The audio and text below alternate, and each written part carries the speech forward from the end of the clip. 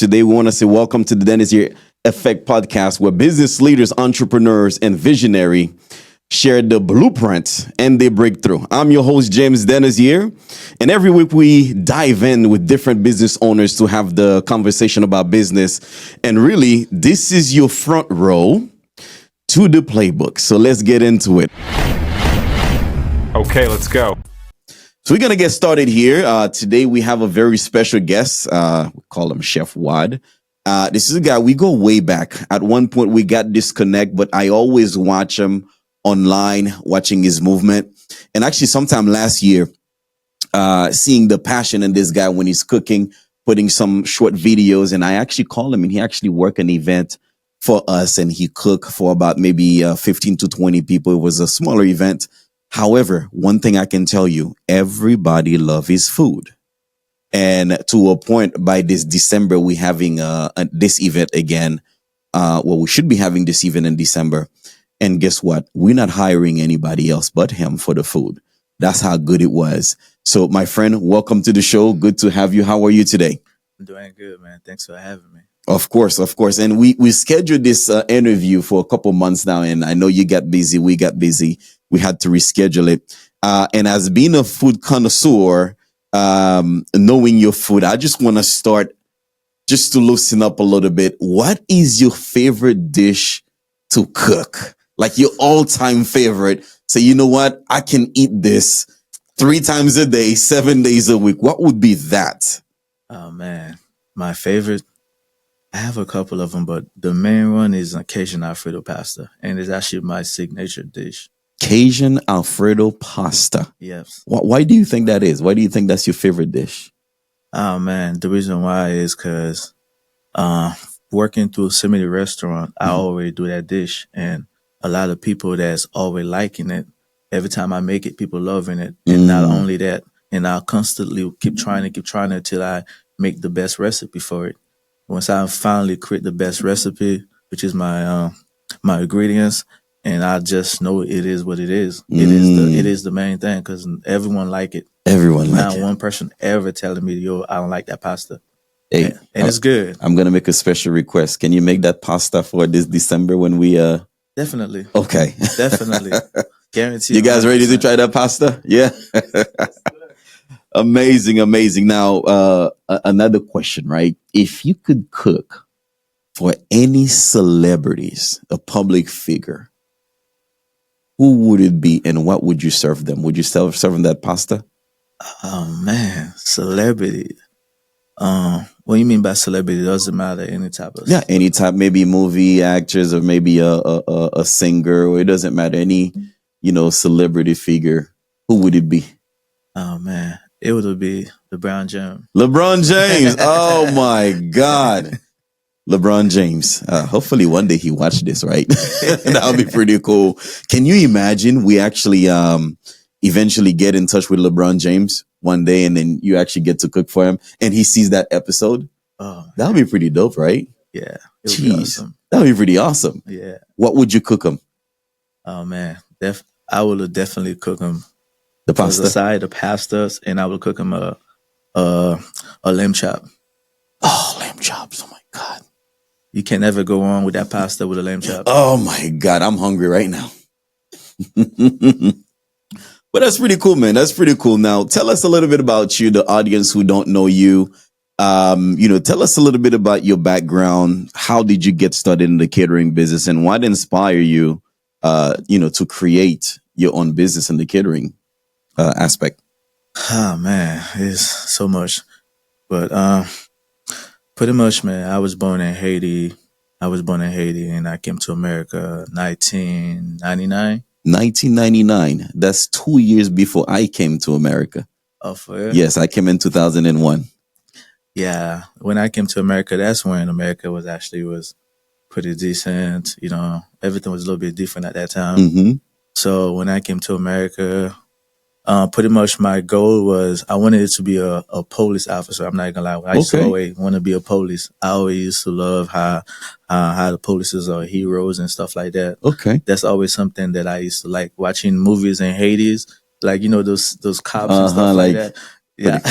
Pretty cool. I can see where that come from. Yeah, for some reason, I always used to want to be a cop. Like I always think it's great to be a hero to the community. So that was something that I always wanted. But growing up, going to schools, like when I got to a high school, that's when I started getting into like playing sport, but it didn't work out and stuff like that. And from there, my first job was actually in the kitchen. Mhm. It was at Johnny Rocket. Actually, it was as a dishwasher. From there, that's when I started learning about the cooking, the kitchen. Because I remember every day I used to work in there. I always used to walking around, go to the line, keep watching those guys. I'm like, yo, how you make this? I started having that passion from there. I'm not gonna lie. From Johnny Rocket, when I'm out here just doing cleaning the dishes and stuff, I always had that passion. Like I want to work in the kitchen.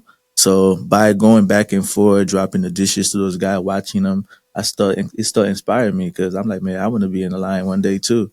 So from there, one day I just told the manager, hey, I would like to learn the line. And then right after that, and my first actually cooking was Johnny Rocket doing burgers and French fry. From there, and that's when I started having passion for it, and I started loving it.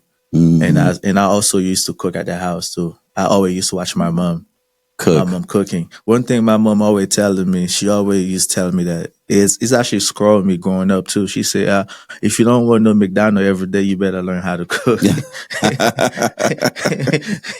She talking about that because she always used to say those female in my generation, they don't really cook. They just bring McDonald's, Chinese to the house. Yep. It used to scare me. I'm like, oh man, I didn't know how to cook. I at least learn how to cook for myself. So Right. that's always in my mind for some reason. So your mom had to do with it because she put some type of fear because I don't want no McDonald burger every single day. For real, I know, man. It's scary thinking about it. Every day you're coming home to a meal's McDonald's. That's crazy. Nobody want that. That's crazy, man. That's pretty cool. You share that with me. Myself as well. I started, my first job. Well, no, my first job was a summer job at Universal Studio. I used to work by the pool, making sure, people were safe. I mean, I didn't even know how to swim, but it was in high school. Hey, listen, I was making some money during the summer, but my first real job was at SeaWorld Orlando. And I actually did study as a dishwasher as well. I started as a dishwasher and a patio boy. And eventually I started getting in the kitchen and grow from there. So we can kind of relate there. But tell us when you start getting into catering, right? What was your first event like the very first event you worked, and what did you learn from that first experience that actually stick with you today? My first event was actually a lawyer. A lawyer. So Yeah. okay, tell us about that. Pretty much, I had a good friend of mine. He used to live in my neighborhood. He used to be a security. Mhm. So from there, me and him kind of built a relationship. He also had connection with people and stuff like that. Okay. He always used to come to my house and just try my food. And whenever I used to cook, I always used to come downstairs, bring food to the security. That's why the security used to love me. I used to always show him love. Whenever I cooking, I grill, I go downstairs, feed all the Nice. security. So from there, that's when me and John built a relationship. And that's when he started opening to me about who he know his business. He was actually a business guy himself too. But he at first, he's trying to get to know me. I get that why he didn't want to show me who he is yet. He wanted to make sure he really, really know me. From there, that's when we built a relationship and we started hanging out. He started telling me about his other side of his business, which is securities. And he started introducing me to people like the lawyers and stuff like that. And from there, one day he just called me. He told me, hey, Circle Clock want a catering for his family. Can you do it for him? At first, I was a little bit nervous because I never done it. And I told him, yeah, it's fine. And from there, and he told me, can you create a menu? And I create the menu. And from there, I just got to the house. What was the pasta part of that menu? It sure was. And that was actually what everyone liked too. Really? Yeah, it actually was one of the main dish everybody loved over there, that Cajun pasta and lamb chop. Wow. And yeah, man, from there, man, I was a little bit nervous because it was a lot of people around because I ain't never cooked for so many people. Like it was all kind of people, like you seen people from Jamaica, you see Haitian, American, Asian, white. It was all kind of people in that. It was like a special event for him, and I was a little bit nervous. Like I'm not sure if it's gonna be success or not. But from there, man, is like it actually inspired me, motivate me to even work more, for him to even trust this important catering for his company with me. And I was a little bit nervous at first, but when I start like I said, start having that faith and start putting work into it, just what's the word I'm looking for? I'm sorry, I'm trying to think of No, a you're great fine. word You're for that. fine. You're fine. Oh And man. Now when I start thinking about like the opening doors, the people that surround me, and I start driving even faster. It's like make me wanna inspire, motivate myself more because it was a lot of people watching. It was all kinds of successful people, and that's when I say, you know what? Let me stop being nervous. Let me just focus and give them what they want. And from there, man, like everything turned out to be good. Like great people that was there hiring me to start doing their events too. look at this. From there, open doors was opening. Like I think I had at least 5 clients from there, Look at man. this, man. You know, in business, a lot of time we underestimate connections. Like everything is about connection in business. It is. Everything is about connection. Your success or your failure is about connection. So, and also being in the open as well. At first, it's always gonna be, you're always gonna feel a little nervous. You know, that's normal. But the fact that, you know, you went through that and you serve, which is what you do, you serve and they love it. And you have 5 more clients from there. That's pretty significant. So that just to, I mean, anybody who's out there who have an idea or wants to open a business and so on, you know, the main thing is just start. You're not going to be able to figure out everything at the beginning. It's not going to happen. I was interviewing this gentleman. He quit his job and he opened a notary business, right? He said, James, I had to pull the plug.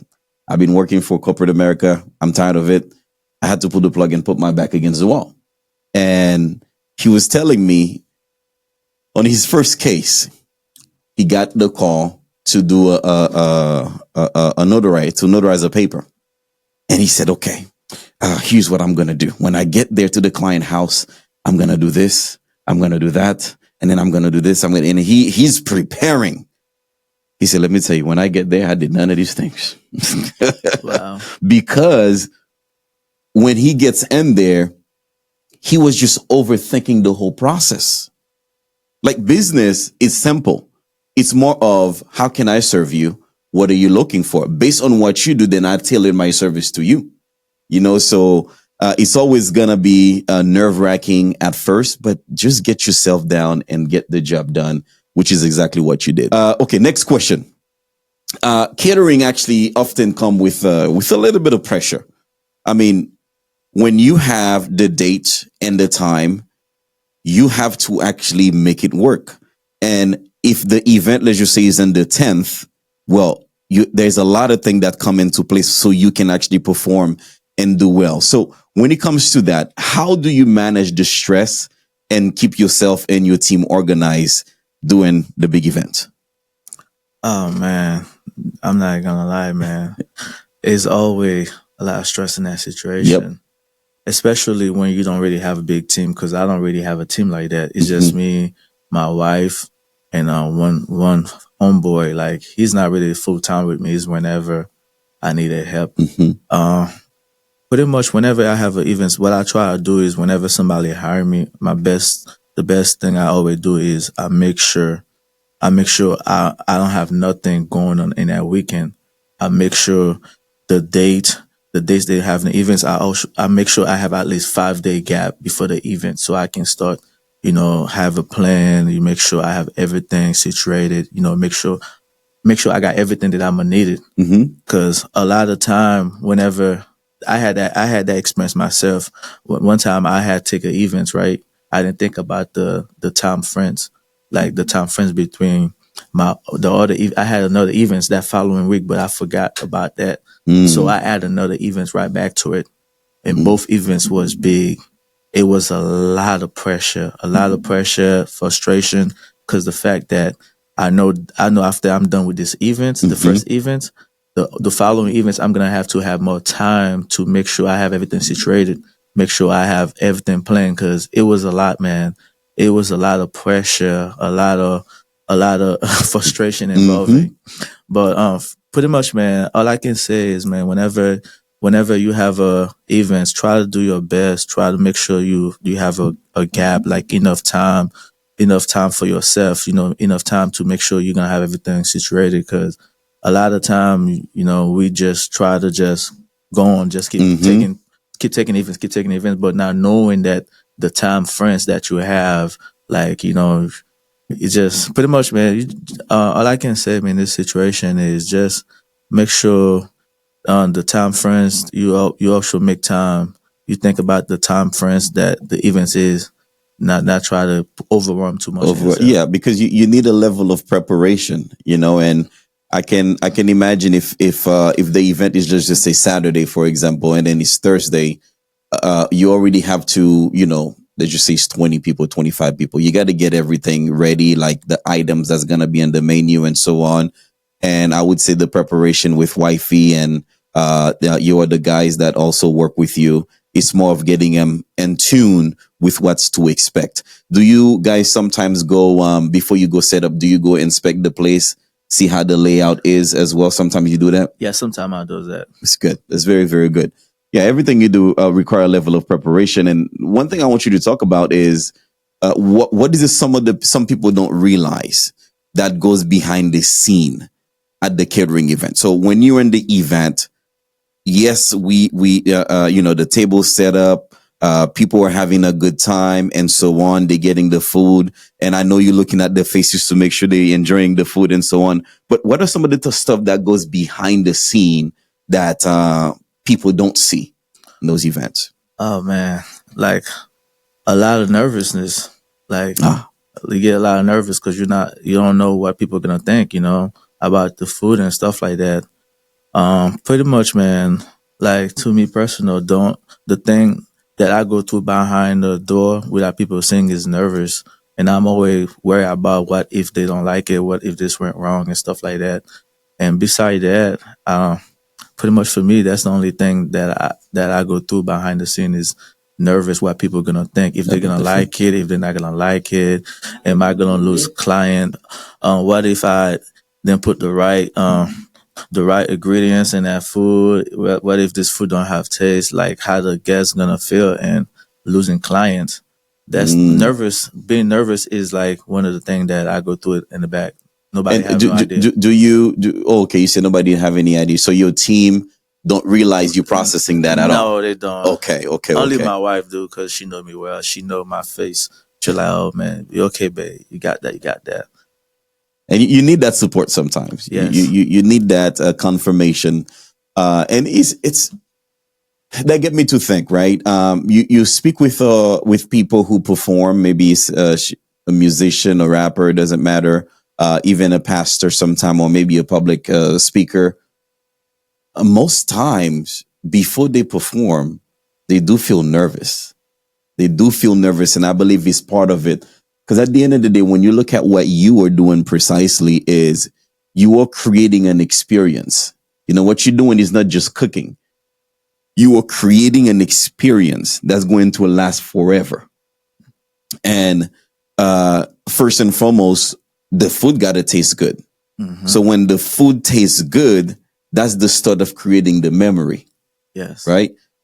The opposite is also correct. If the food tastes bad, that's also creating a memory. Yeah. Experience. Yeah. So I can definitely see where you're coming from by being nervous. But I mean, my brother, everything you cooked for us, you and your team last year in the event, everything tastes so good. I was nervous too. You was nervous as well, man. Well, I guess you should be nervous more often. Maybe because when you're nervous, you perform really well. Because the food was amazing, And so when it comes to menu, right? That's our next question. How do you design the menu for an event? Like, what factor do you consider to make sure everything fit the scene, the client's vision? Like, tell us a little bit about that. coming up with the menu for a specific client? Usually whenever I have a client, I always go based on what they like. I always give them option like, hey, what kind of culture food do you like? What kind of cruising? Like I make sure I get a good idea of what they like, what kind of guests they're expecting. From there, that's when I create. For example, like if my clients have like Haitian people, they have American, Jamaican, those type of group of people. I always make sure I highly recommend them. Hey, that's the menu. I think we should have a little bit mix of Haitian, a little bit of mix of Americans and stuff like that. And pretty much based on what kind of culture it is. Pretty much, man. I always go based on the cultures, what type of people they expect, and based on that, I just go on and just create a menu. Gotcha. And from that, I give it to them. If they don't like it, if they want make a change, and I make a change. But I always go based on the culture. The culture. Do you are you comfortable with pretty much most cultures? Yes. Yeah. Yeah. That's pretty cool. That's pretty cool. And I believe that's a great approach, really. Instead of having like a standardized menu, if some of your approach is based on a culture, you kind of feel, oh, who's gonna be coming. Because if you're going to have Haitian there and you don't serve that diri jonjon, you don't serve that. Exactly. If you're gonna have some Jamaican there, you don't have some jerk chicken in there, there might be a problem. Yeah. So I actually and it actually create if we're going to diversify the type of crowd in a catering, for your catering event, and you look at different cultures. And like I said earlier, you're creating an experience. If we have 4 different cultures and you manage to dabble or tap into each culture and you do a great job with the food, well, it's also an opportunity. If I'm Haitian, which I am, 100% Haitien, if I'm Haitian, but I never taste Jamaican food, exactly, you create the opportunity. That's pretty amazing if you ask me. Yeah, honestly, I have people like from different culture when it is like Haitian food, and they were like, "Yo, what is this?" I said, "Those are Haitian food," and they like it from that. I have people first time they try Haitian food because of that. Really? Yeah, like I had this one Asian family.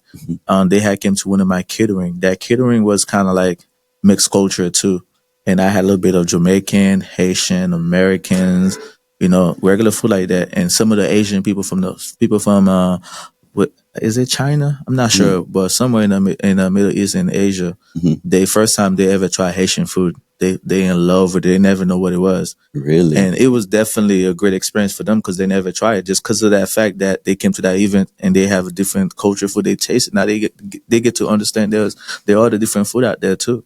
That's pretty cool, man. Yeah, it was. That's pretty cool. Do you cook Asian dishes as well? Yeah, I do everything. Man. Italians and all. Really? Yeah.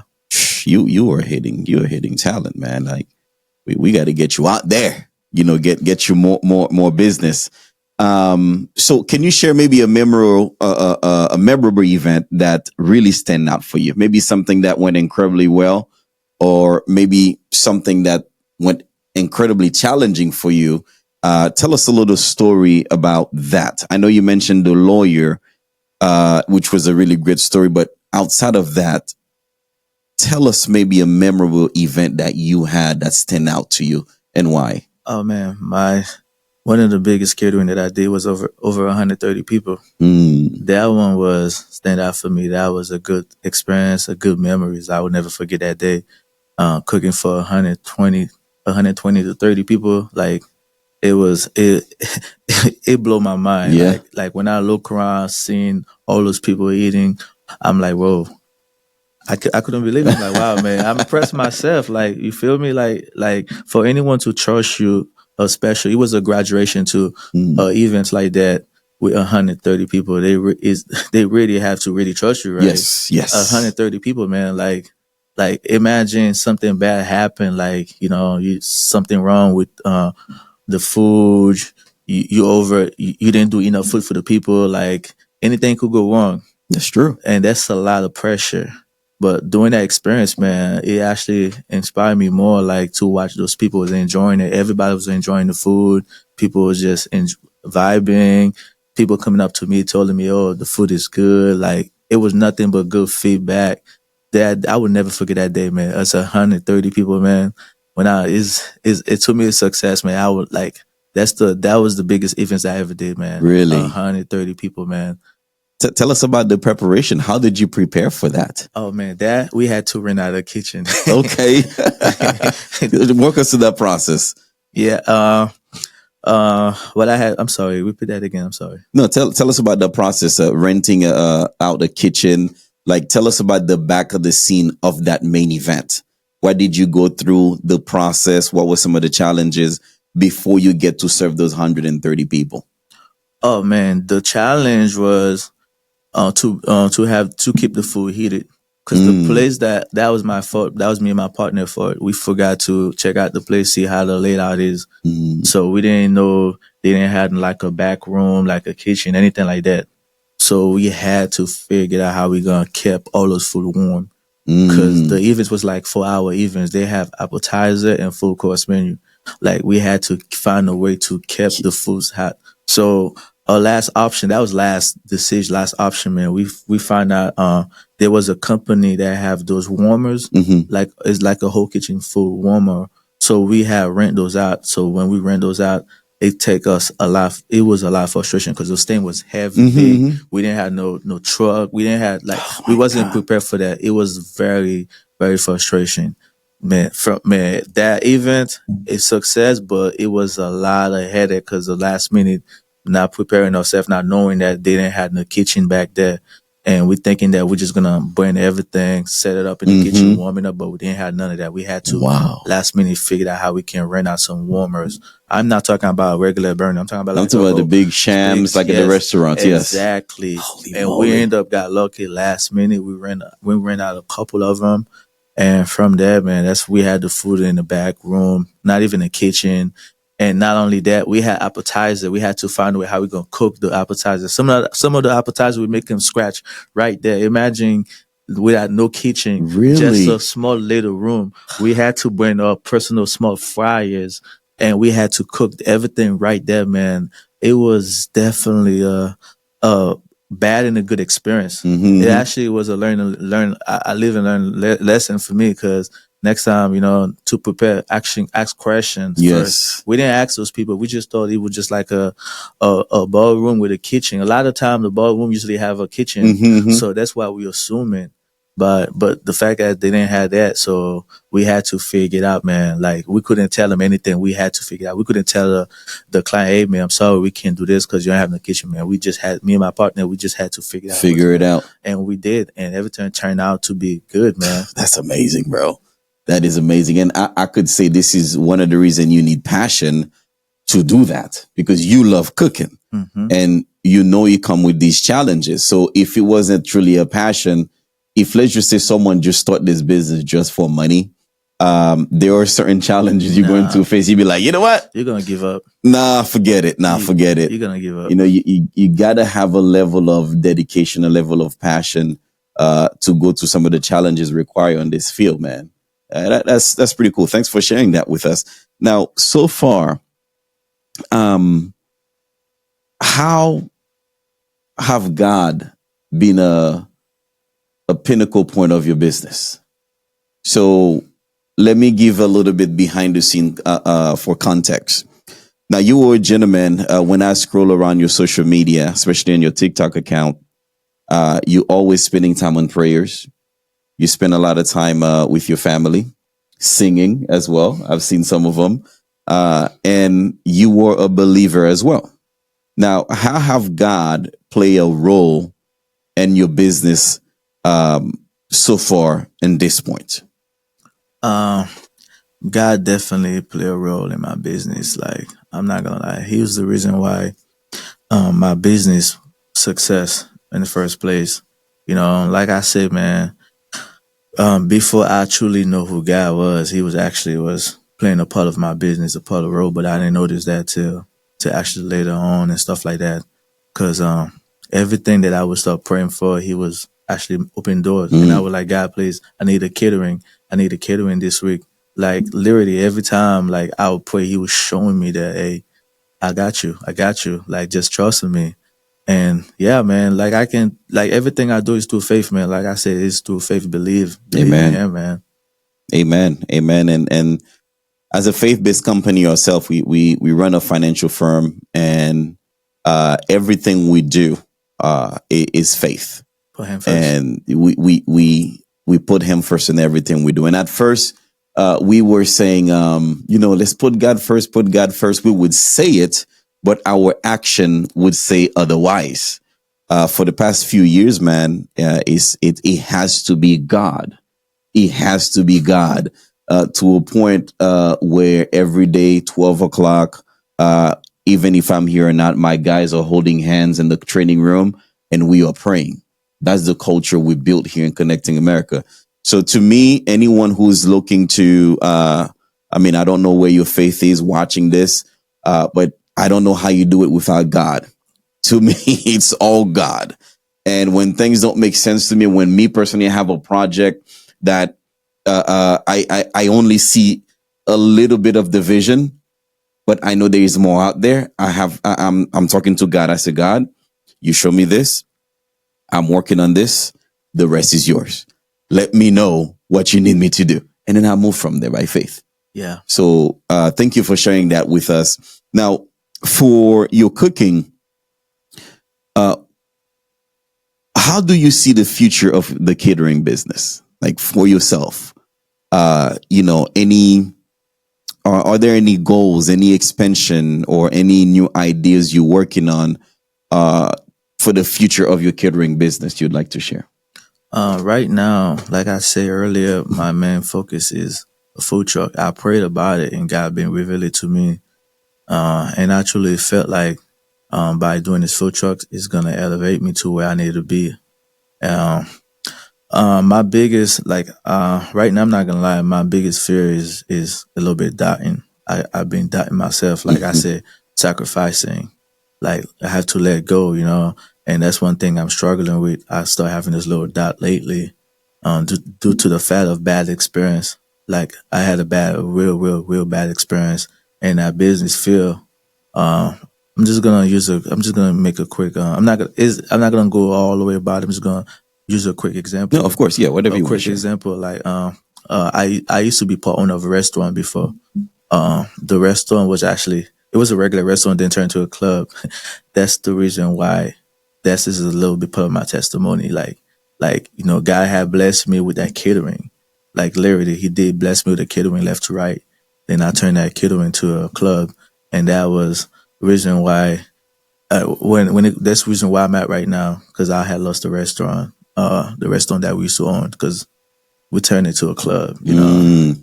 And that was not the intention, or that shouldn't be part of the. Exactly, that was actually a part of my testimony, man. I'm not sure if I could go detail on that, but Yeah, whatever you want to share, please, the floor is yours. nah, pretty much. Like I said, man, in the beginning, God was involved. I was walking by faith. Everything I was doing, put God first. God first. Literally, everything that I did, put God first, and He was just opening doors left to right. Sometimes I don't understand how those doors opening, but He was just showing me how faithful He was, And then from there, like I said, I got involved into this restaurant business. I had got a partner. We opened this restaurant called Scott New Orleans. And my attention was supposed to be a regular restaurant, From there, the restaurant turned to a nightclub, lounge, like females, half naked, all those things. I'm not gonna lie. After a little while, man, I start feeling guilty. I start feeling very guilty running that business every night. Every night, I start feeling guilty. I'm like, why am I not happy? Literally, I was not being happy about running the business. Like this highly conviction just came out of nowhere, and I was wondering. I'm like, yo, why I'm not feeling happy? Why? And I just know in my heart that's not what God wants for me. I know, man. I felt like it was a lot of pressure, man, to run this business knowing it's not right. Like it got to the point, Jim, that I started hearing voices, like noises, voices telling me, you need to let God go. You need to stop, give up on God. If you want more success, give up God, let God go. I was hearing those voices every night to the point I didn't make that decision. I deny God. I curse Him. I reject Him, literally. I curse Him, reject Him, say, I don't need you. I'm good. I got my restaurant, my business. I don't need you. So by doing this, I'm thinking that that conviction is not going to be there no more. If I'm not, if I completely rejecting God, no, don't believe in Him, I'm thinking that I can run this business peacefully because I don't have attention to God in my heart no more. So that's what I did. I did deny Him, and from there, I started having that conviction for real. It's like God said, okay, you want free will? You want to do what you want to do? All right, I'm gonna push myself for it.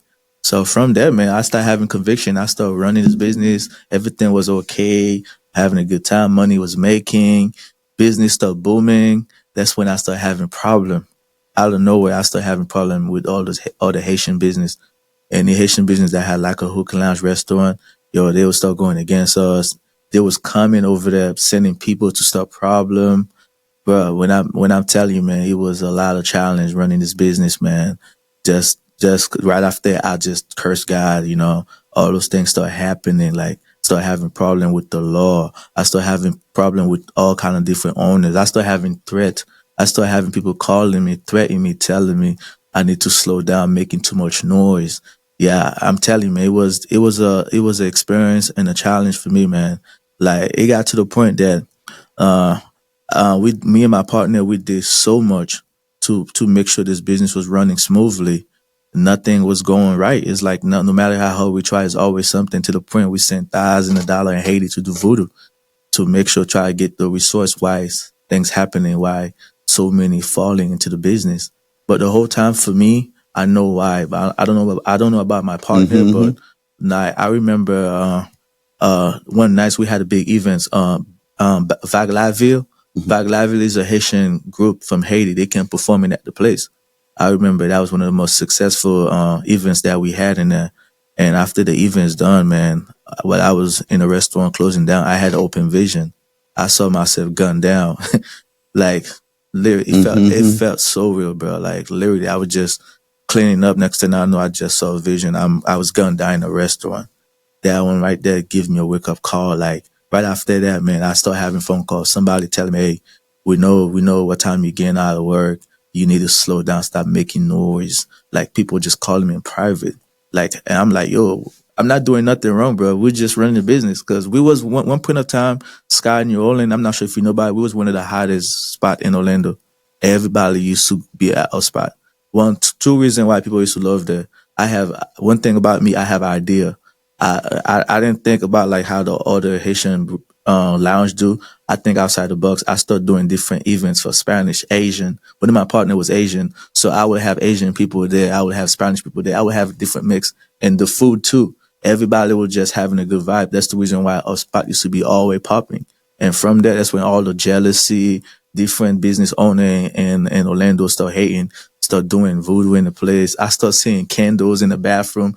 It was so much happening throughout the business, but also God actually saved me from this business, man. At first, I didn't understand what was going on, why I had that open vision, all that thing. But this whole time, man, God was pushing me away from the dark place I was heading because I started involving voodoo. That's how I know I was getting myself into the dark side of the world.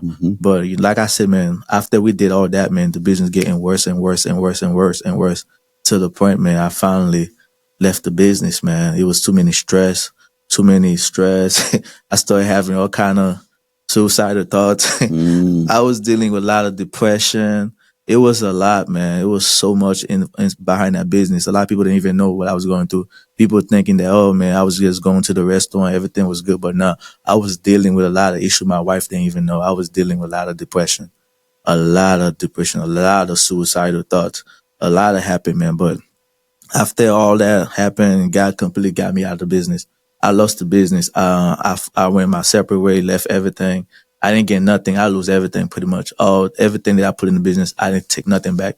It's like I lost everything. 3 years hard working, I lost everything. So from there, man, that's when, man, that right here is. I'm not sure if I can use those type of word, but right after leaving that restaurant business completely, man, like I was about to unalive myself. Like literally, man. Like that's why I always tell people, you don't know what people go through, man. Like my family never knew. I was about to unalive myself because the fact that I lost everything. I was I put so much work into that restaurant, and everything that I work hard for, it was gone. And I was about to unalive myself one day, you know. And that's when I had that wake up call from God. That's what got me here. So I remember I started calling all my family, friends, kids. I love you guys. I'm done with this life. You know, it's just, You actually making those calls. yeah, texting. Yeah, I was right there about to just over myself, man. Literally, man. So yeah, man. And that moment, man, I just started calling all my family, my wife, my brothers, everyone that I love, give them the goodbye. Hey, I'm done. I'm over with this life, you know, and I just being selfish. I just didn't care no more, man. And that's when I had the super encounter in that car, and I heard a voice loudly say, I love you. I have better plan for you. Just put trust in me. And the moment that I heard that voices and I started hearing sounds of my kids, I love you, daddy. I love you, daddy, man. It was just from there, man. I didn't realize that I literally had this in my hand about the, I never thought in a million years I would ever get that far in life. But the whole time, man, the enemies already had planted that seed in my heart. When I was in that restaurant, when he told me to give up in God. And from that moment, after I lose everything, I thought God probably done with me because I was so much into darkness. So I think that God don't want me no more. I already got involved with all this darkness. I don't think he will ever forgive me. So, and I came to the decision that I want to take the easy way out. But at that point, that's when he came, saved me. He saved me from there, man. He told me he have a plan for me, and I put the trust in him. And ever since then, that's when this little journey started happening. And, and I start, start praying, start having that, build that connection with him. And he started opening doors. And I prayed one day and I said, God, like, I believe in you. I know you have something great for me, but on this journey that I'm about to have, I need you more than ever. I need you to change my heart, like change me completely. And I made a prayer and I said, remove alcohol, smoking, anyone that's in my life that's not of you, that's not close to you. Remove those things out of my life. Going out clubbing, having sex with different females. And I made that prayer, man. And ever since I made that prayer, he answered every last one of them. And I told him about a job. I told him, I know my business. I lost it. It wasn't because of you, because of me. But open the door with a restaurant. And that's how I got into that restaurant. And I truly believe that restaurant was his will. That's the reason why earlier when I was talking to you and I told you it's crazy, not nobody would understand him, but I know I have to work there. I know is what he put me to work temporary, you know? So from there, man, and that's when I start doing those fake videos and I start sharing little testimony, my encounters, you know. I went through a lot, man, like a lot of stuff that I went through this journey and people would think I'm crazy. To this day, I lost a lot of friends. I lost all my friends, everybody that I used to be cool with. They all don't talk to me. They saw I'm a religion freak. Yeah, you couldn't name it all. When I heard those things, it remind me what the Bible say. You know, when Jesus say, if they hate me first, they're gonna hate you too. You know, they're gonna label you crazy. They're gonna prosecute you. They're gonna, you know, all those things. So that's why when I see the more those things happening, the more it built my faith to believe the gospel is truly real. Like, why am I experiencing those things? Like, one point of time, I thought I owned the world. I have it all. Everyone was my friend. I have the whole city used to love me. DJ, promoters, all those people used to love me. The moment that I'm out of business, Jim, if I could tell you, not one person called me, check on me. Not one person. None of the DJ, none of the workers that I give job, none of the promoters, friends. The moment that I lost that business, I ain't never heard nobody called me. That's the reason why I was really doing with that spirit of suicide. Cause I felt like that's the reason why that suicide hit me hard. Cause I like nobody check on me at all. Only person was just a few, my brothers, my wife, and that was it, man. It was definitely a valuable lesson when it comes to business. You know, who you really pick and choose who's your real friend or not. Cause when it comes to business, man, people are only there for you when you doing good, when they could leech into you, when you have something to offer. When you don't, they really don't, man. It was definitely an experience. That's the reason why whenever I start my catering back again, my business again, I'm gonna make sure put God first 100% again, and make sure I remember who's are my real friends, keep my circle small, and focus on what He have in store for me. And I truly believe 100% He has something great for me. I've been having vision about it. I just have to stop doubting myself. I've been doubting myself a lot lately because of the bad experience. And is it about like, walk with faith, like that's where I'm at right now, man. That's the reason why earlier when you asked me about that food truck thing, and I'm actually about to do it. And I'm actually looking at the food truck right now. Hopefully by next month, I get a food truck. Start with branding my name back again. But one thing I can tell you, I already made a name for myself. So that's a good thing about it. I don't have to telling people, hey, like they already know my name. They know what I do. They already know my food. So all I have to do is just start putting more work like I used to do. Going out, start passing the flyers, start talking to people, networking. And that's pretty much what I'm about to start doing, like starting next month. It's pretty cool, man. Let me tell you, this is probably by far one of the best stories from the podcast. Oh, really? Honestly, I thought I was nervous. I didn't even think. No, everything is coming from the heart, your whole experience. And thank you for sharing that. That's very vulnerable information, very vulnerable stories. And I believe you give enough where you would open people's eyes to know some of the things to expect. And part of your prayer as well to God was to remove.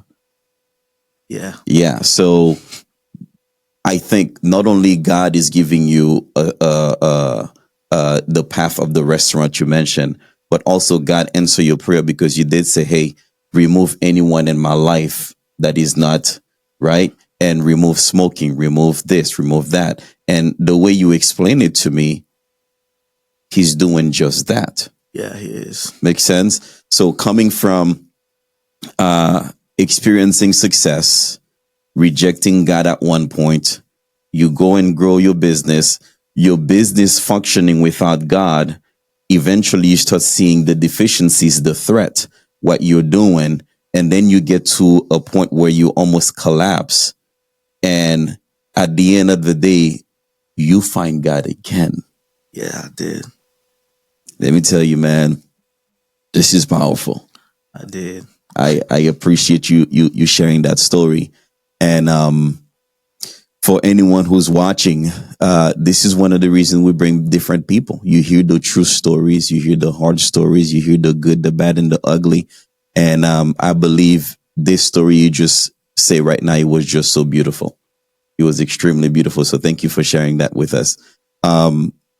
So for anyone right now who want to turn their dream to reality, who want to turn their passion of cooking into, really where you actually got to experience and you're on your way to start experiencing again.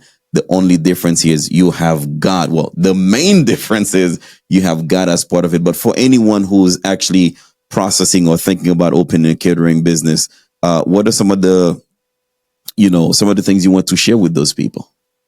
First thing I could say, always God first. Make sure you have a plan.